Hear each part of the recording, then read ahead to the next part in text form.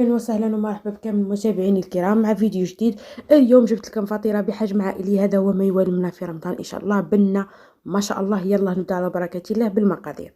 المقادير: عندي بواط ياغورت ناتور راح نكيلو به كل شيء. واش حطينا بواط ياغورت ناتور، عليه 2 كيلات نتاع الماء، نفس الكيله تاع بواط ياغورت ناتور. ونزيد عليها ملعقه من حليب بودر ضروريه جدا بهذا الشكل. من بعد نروح نخلط كل شيء مع بعضياته، ونروح نضيف عليها ملعقتين من خميرة الخبز اللي يكونوا مسطحتين مع ملعقة من السكر، ونروح نخلط كل شيء بالفوي بهذه الطريقة اللي راكم تشوفوا فيها في الفيديو. شوفوا كيفاه كما راكم تشوفوا خياتي. بعد ما خلطناهم مع بعضياتهم كل شيء مع بعضياته، واش نروح نضيف لها؟ نروح نضيف لها زعتر ولا زعتره، المهم اعشاب منسمه اللي عندكم حطوها، لانه راح تضيف نكهه للعجينه وراح تجي ما شاء الله عليها وطوب طوب طوب طوب. ما عليكم غير تابعوا هذه الوصفه لانه من اروع ما يكون وتجي خفيفه ولا اروع. من بعد ما حطيت الاعشاب المنسمه نروح نخلط جيدا بالفوي، ونبدا نضيف في الفارينه ديالي. بطبيعه الحال الفارينه راني مغربلتها ديجا، ونضيف بشوي بشوي. مبدئيا حطيت شويه، من بعد نروح نغطيها ونخليها تخمر من 5 ل 10 دقائق بهذه الطريقه اللي راكم تشوفوا فيها في الفيديو. نروح نغطيها بساشي ونخليها تخمر. بعد ما خمرت لي 10 دقائق رحت نحيت الساشي عليها، وراح نضيف بقية المكونات اللي هما: عندي نص كاس من الزيت، نفس الكيلة تاع بواط ياغورت ناتور هي اللي كيلنا بها كل شيء. ونزيد حبة بيض كاملة بهذه الطريقة، ونروح نعاود نخلط كل شيء بالفوي. يعني فطيرة سهلة ماهلة، وجربوها وردوا عليا بالأخبار. شوفوا كيفاه كيما راكم تشوفوا. دوك نروح نخلط بالفوي بهذا الشكل. من بعد نكمل نضيف في الفارينه حتى نتحصل على عجينه اللي تكون طريه وتكون شابه. وقد ما تكون العجينه طريه قد ما تحصلوا على فطيره تكون خفيفه وشابه وما شاء الله عليها. يلا تفاعلوا لي مع هذا الفيديو ان شاء الله، يا ربي تفاعلوا معاه يعني من كل قلبي، لانه التفاعل راهو زيرو. هذا وش نقول. المهم لا علينا.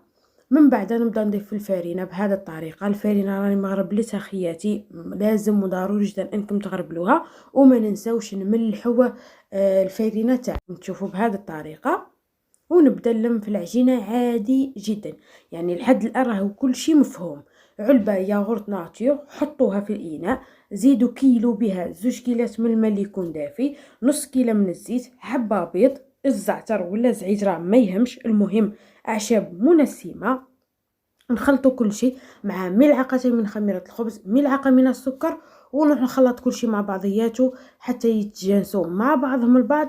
نحطوا شويه فارينه نخليهم يخمروا من 5 ل 10 دقائق. نبدا نرجع ليهم نهبط لهم الخمور، ونبدا نعاود نضيف في الفارينه باش هكذا نتحصلوا على عجينه اللي تكون شابه وزينه كيما نتوما ان شاء الله. وان شاء الله يا ربي تفعلوا مع هذا الفيديو باللي لايك. بعد ما كملت العجينه تاعي ولميتها وكل شيء، ضفت لها ربع ملعقه من الزبده باش هكا تضيف لها نكهه وفي نفس الوقت تعطيها لون احمرار ما شاء الله. اوكي. من بعد دوك نخليها تخمر 3 مرات. يعني المرحله الاولى بعد ما تخمر نهبط لها الخمور، نزيدوا المرحله الثانيه ونزيد المرحله الثالثه ونخبزها عادي في اناء. خليتها تخمر وجبت لهنايا شويه تاع 2 حبات بصله مع حبه فلفلايه قطعتهم، وحطيت شويه زيت وروح نخليهم يتقلاو على نار ابتي فو. اوكي حتى يتعسلوا مليح هذيك البصله والفلفله. اوكي. رجعت للعجينه لقيتها خمرت لي، عاودت هبطت لها الخمر للمره الثانيه. المره الثالثه عاودت خمرت لي، وجبت صوص بيتزا. هذا راني عاملته لكم في القناه في فيديو مفصل وحده كما راكم تشوفوا. وعندي العجينه اللي كانت خمرت لي، الفارينه، عندي حبه علبه طو زيت، عندي مايس، عندي زيتون اسود، وعندي الزعتر بطبيعه الحال. وعندي الفلفله والبصله اللي يكون تقلاو وتعسلوا ما شاء الله عليهم بهذا الشكل اللي راكم تشوفوه فيه. البلان تاعي دهنته بالزبده وزدت رشيته بالسميد اللي يكون رقيق، وراني رايحه نجيب العجينه نتاعي ونحطها ونحلها على حساب البلان اللي عندي. انا هاد الكيله هزت لي البلان تاعي تاع 30 على 40. اوكي،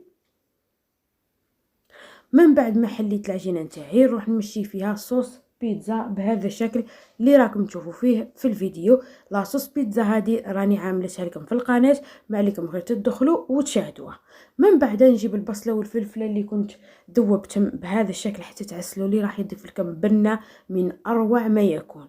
فقط جربوها وردوا عليا في لي كومونتير. من بعد راني راح نزيد نضيف عليها المايس. عندكم الكفته حطوا، عندكم الدجاج حطوا، اللي عندكم حطوه ما يهمش، انا عملتها لكم بالطون وانتم لكم الاختيار. شوفوا كيف بهذا الشكل.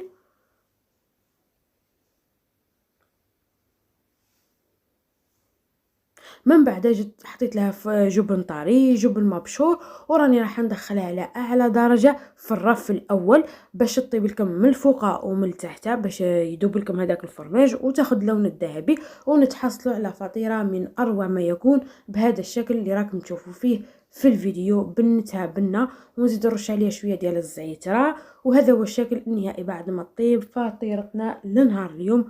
ولا اروع بنه، روعه روعه روعه. ما عندي ما نقول لكم غير انكم تجربوها وتردوا عليا في لي كومونتير. شوفوا كيفاه اللي هنا كانت سخونه، هذا وين خرجتها جيت مع المغرب السواسوه يعني مع الفطور السواسوه. شوفوا الفرماج كيفاش داب، هذاك الزيت نتاع البصله والفلفله كيفاش دخل في نص العجينه، جاو واحد البنه يا خياتي من اروع ما يكون. نتمنى انكم تابعوا هذا الفيديو وتلايكيوه وتتفاعلوا معه في لي كومونتير. دمتم في رعايه الله. السلام عليكم.